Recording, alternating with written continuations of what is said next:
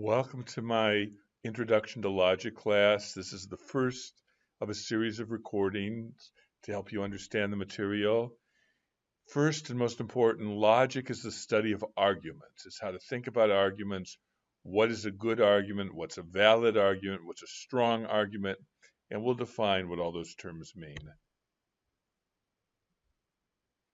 An argument is not about people fighting. An argument has a very well-defined meaning in logic.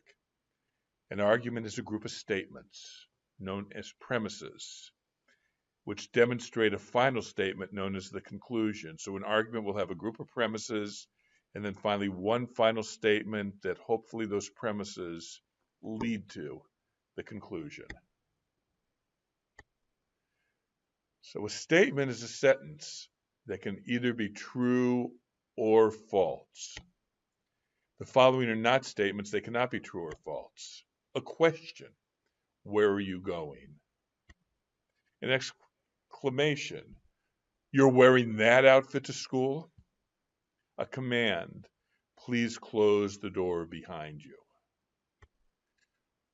Also, a statement, in order to be true or false, has to have a clear meaning.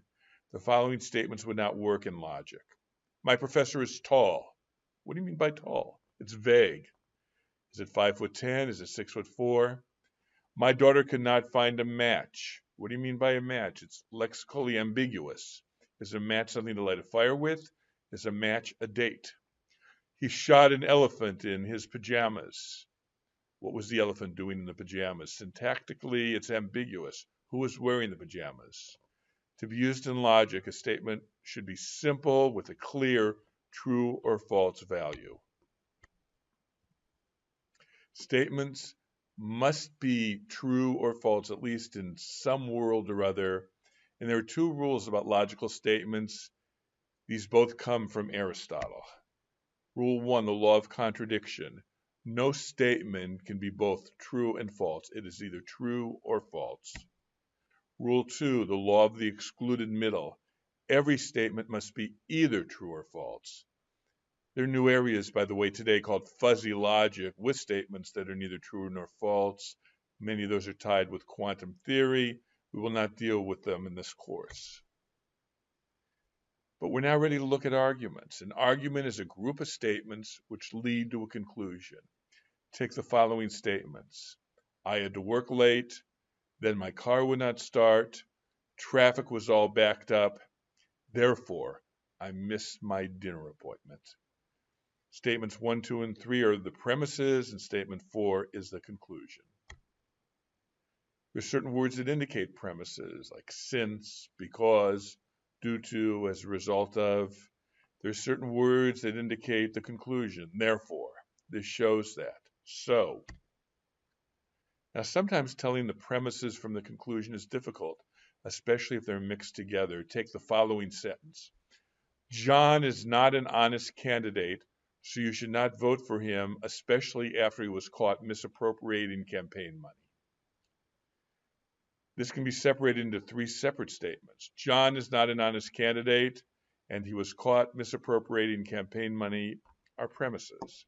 The conclusion is, so you should not vote for him. In an argument, you should always look for the conclusion first.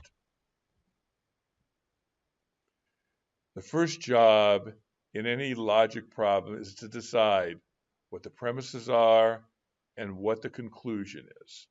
The second job is to decide if the premises support the conclusion. Here's a cartoon I found. Penguins are black and white. Some old TV shows are black and white. Therefore, some penguins are old TV shows. Logic, another thing penguins aren't good at. It's an argument. It's a bad argument, but it's an argument. We will be looking at 2 types of arguments in this class, deductive arguments and inductive arguments. In a deductive argument, the premises must lead to the conclusion. Aristotle's classic syllogism is a deductive argument. All men are mortal.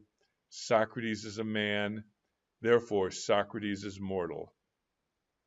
Or the example we have in the cartoon, birds can fly. I am a bird. Therefore, I can fly. If the premises are true, the conclusion must be true.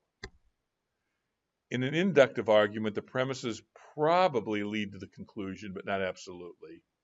Most farmers in my area are Republican. Johnson is a farmer in my area, therefore Johnson is probably a Republican. Probably true, but not absolutely true. Or in the BC cartoon, how can anyone prove that no two snowflakes are alike? Look, stupid, I've examined over 800,000 specimens without a single duplication. If that ain't proof, what is it? Could be a lucky coincidence. You never know with an inductive statement whether it's absolutely true or not. We will be studying what are good deductive and good inductive arguments in this class. For deductive arguments, we will use words like valid and sound. For inductive arguments, we will use words like strong and cogent. A deductive argument that has the proper logical structure is called valid. All students study philosophy. John is a student, therefore John studies philosophy. It's a valid argument. It is valid, but not true. There may be philosophy students or students that don't study philosophy. A deductive argument is sound if it is valid and the premises are true. The terms valid and sound apply to deductive arguments. An inductive argument is strong if the premises indicate the conclusion is probable. Most students find logic hard. John is taking logic. Therefore, John finds logic hard. It's a strong argument. An inductive argument is cogent if the argument is strong and the premises are true. The terms strong and cogent apply to inductive arguments. We will continue with